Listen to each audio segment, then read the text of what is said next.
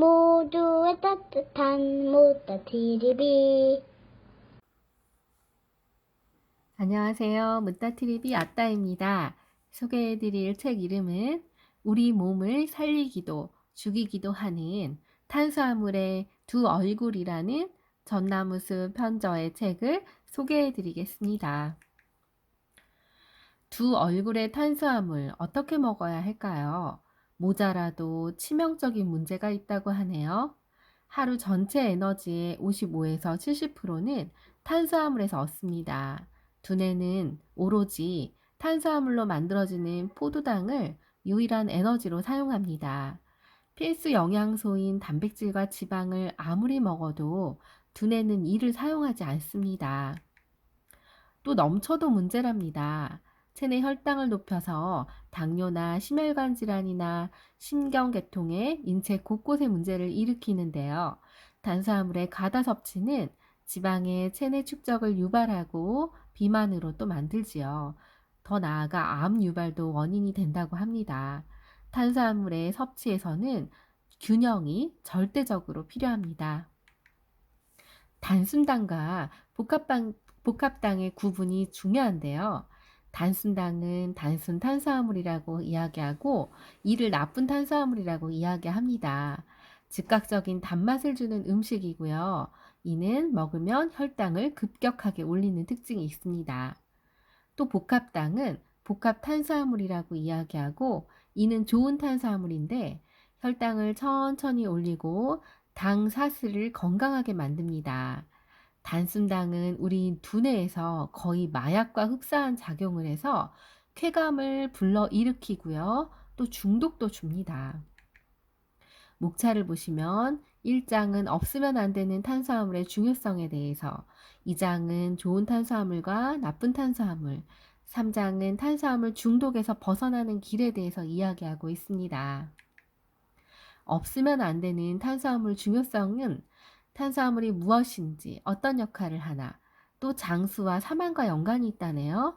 활기찬 일상에 탄수화물이 필요하고 흰 쌀밥의 역사와 오래된 오해에 대해서 이야기를 해보겠습니다.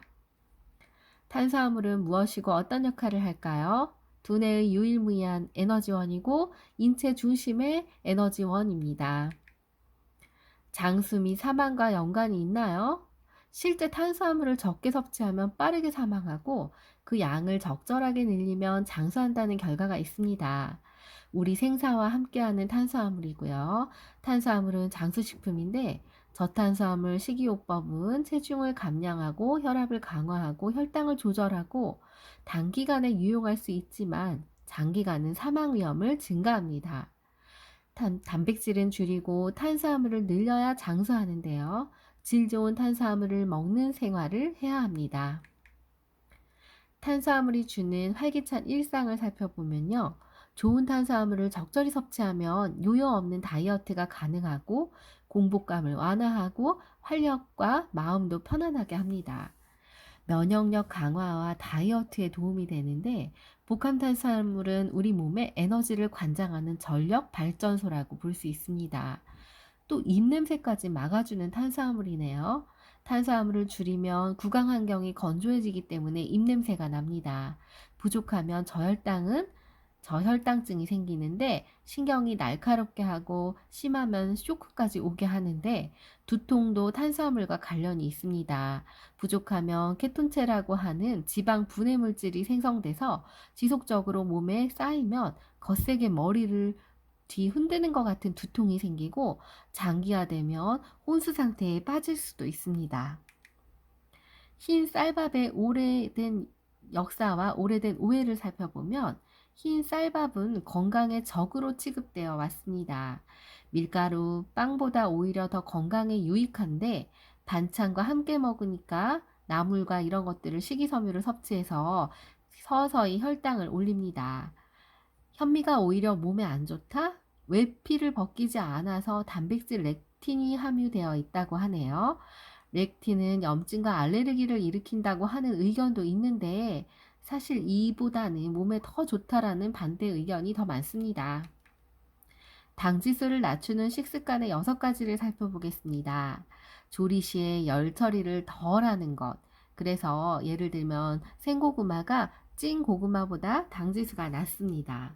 또 도정하거나 절단하지 않고 통째로 먹는 건데 과일 껍질은 당지수가 낮지만 과일 주스는 당지수를 상승시킵니다.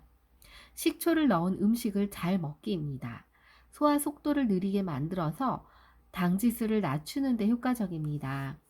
식이섬유가 풍부한 식품을 먹는 건데 소화 속도가 지연돼서 천천히 혈당을 상승하는 효과가 있습니다. 또 설탕과 액상 과당이 함유된 가공식품을 먹지 않는 것인데 이는 인슐린 과다 분비로 혈당이 급격하게 오르는 데 주의를 해야 합니다. 또 유제품이나 요거트나 콩류, 육류를 적절하게 함께 먹어야 하며 단백질이나 고지방 식품과 함께 섭취하면 당지수를 낮출 수 있습니다.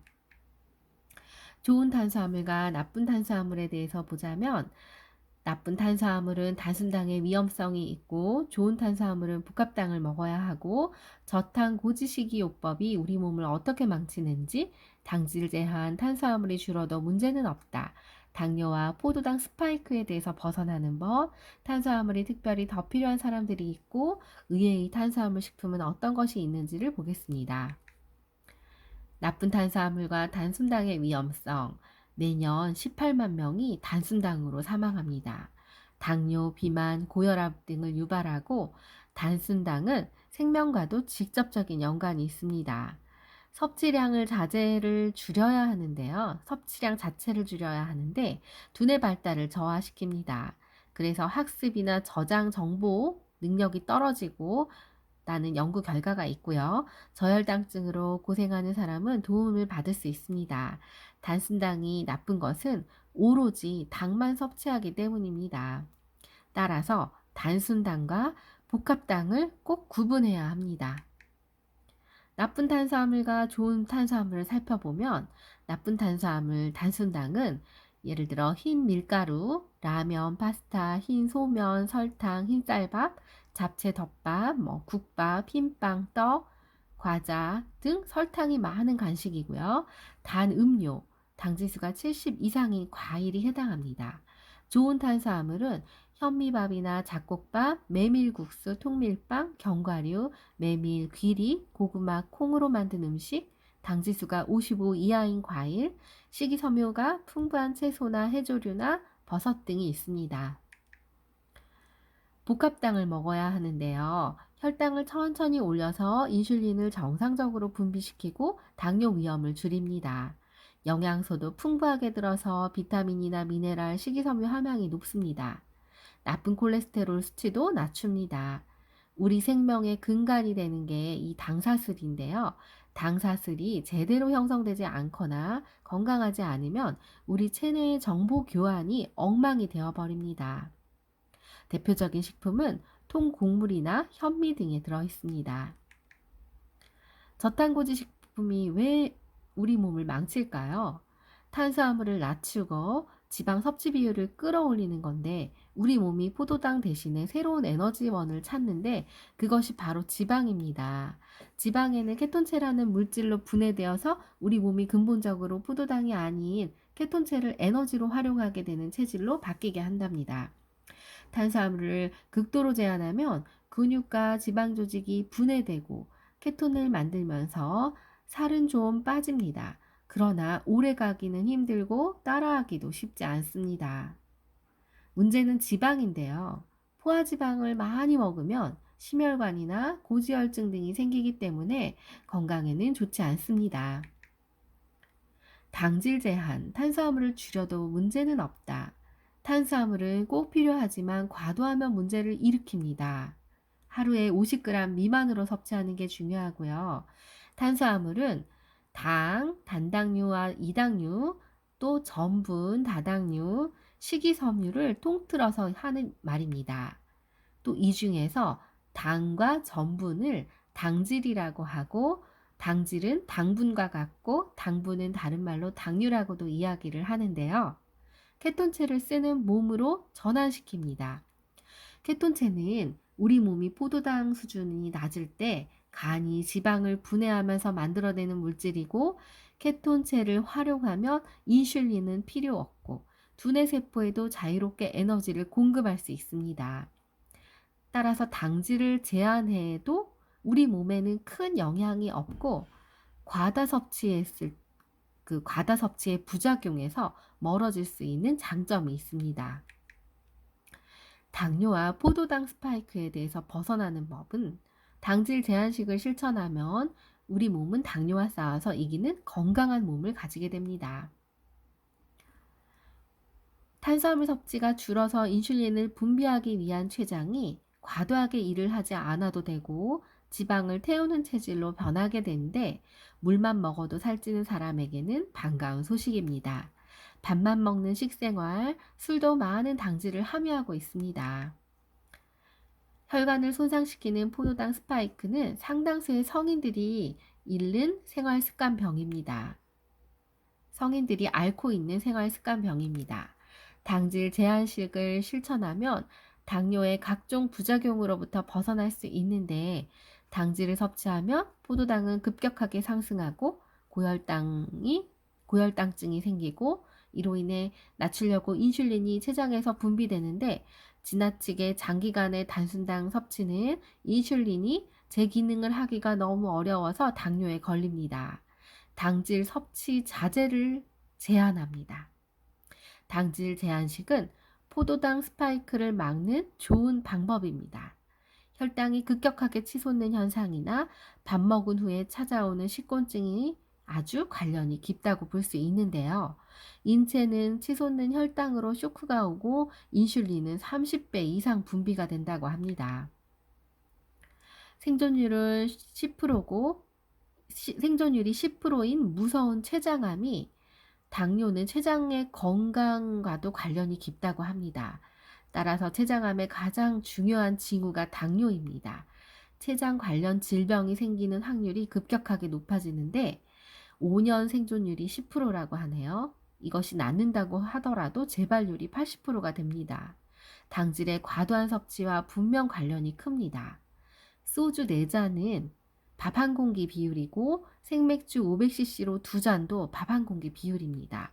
당질 제한식을 3, 4일 정도 꾸준히 실천해도 몸이 가볍고 식곤증이 사라집니다. 꾸준하게 1, 2년 실천하면 몸은 건강한 상태로 유지가 됩니다. 탄수화물이 더 특별히 필요한 사람들이 있을까요?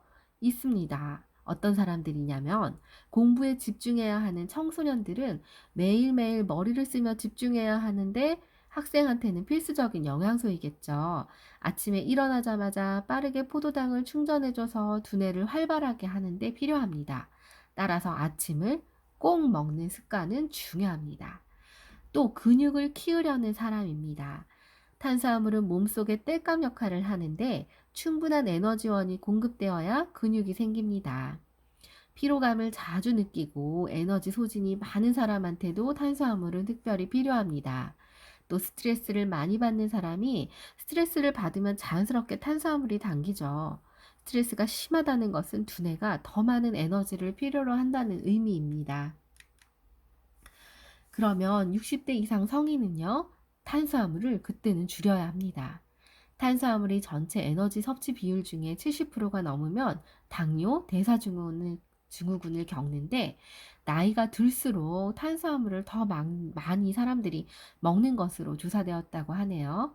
이유는 치아가 부실하고 약화된 소화 기능으로 인해서 육류보다는 탄수화물이 속이 더 편하기 때문에 많이 찾는 이유라고 합니다.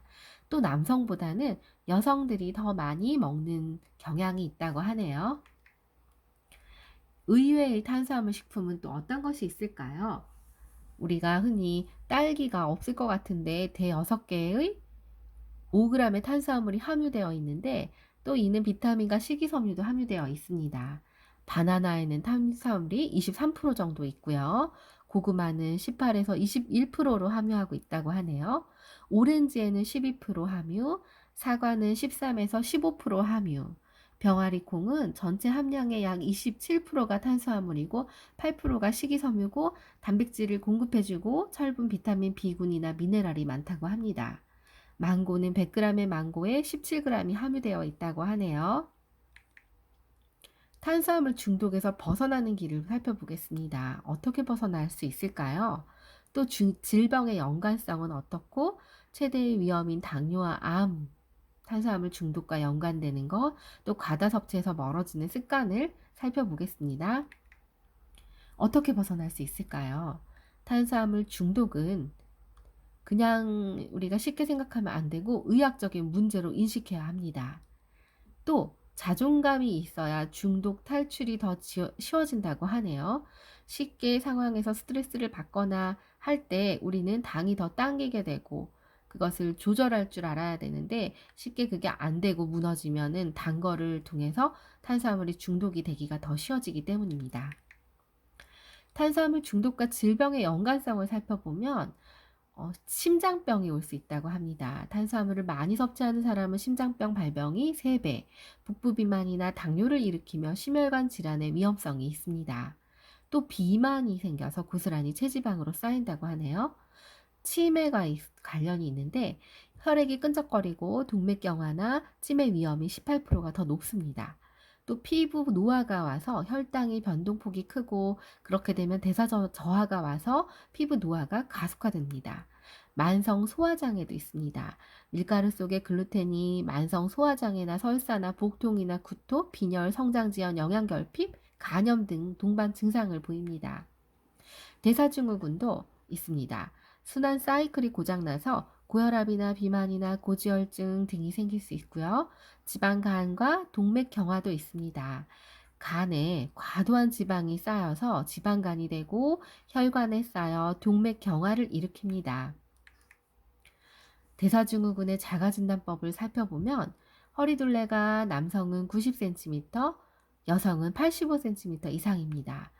중성지방 수치는 150mg DL 이상이거나 이상 지질 혈증의 약물을 복용하는 것, 또 혈압은 130에서 85 이상 또는 고혈압약 복용, 공복 혈당은 100 이상 또는 혈당 조절약을 복용하는 사람입니다.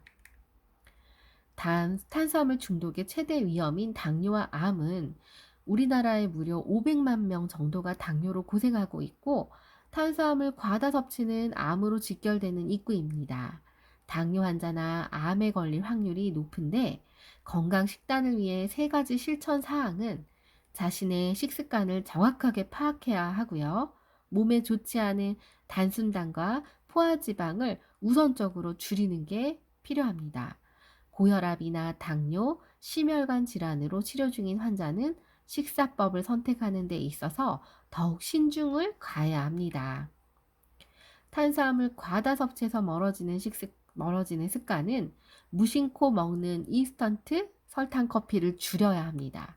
채소나 과일은 가급적으로 껍질째 통째로 먹어야 하고요.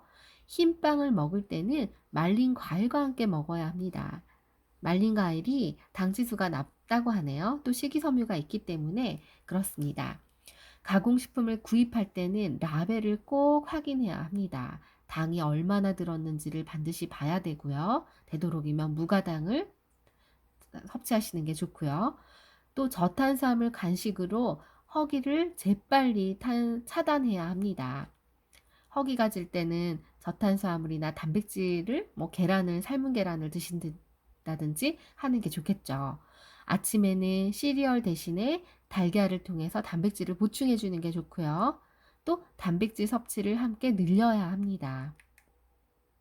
단순당을 줄이는 조리법은요. 단맛은 설탕 대신에 식품이나 과일로 내야 합니다. 양파나 사과나 이런 걸로 단맛을 낼 수 있고요. 물엿이나 꿀도 또 올리고당도 당이기 때문에 조심해야 합니다. 가공식품을 구입할 때는 당 함유량을 꼭 체크해 봐야 되고요. 과일을 먹을 때는 당분 함유량이 얼마나 되나 따져서 먹어야 합니다. 그래서 당지수가 높지 않은 과일을 골라서 드시는 게 좋습니다.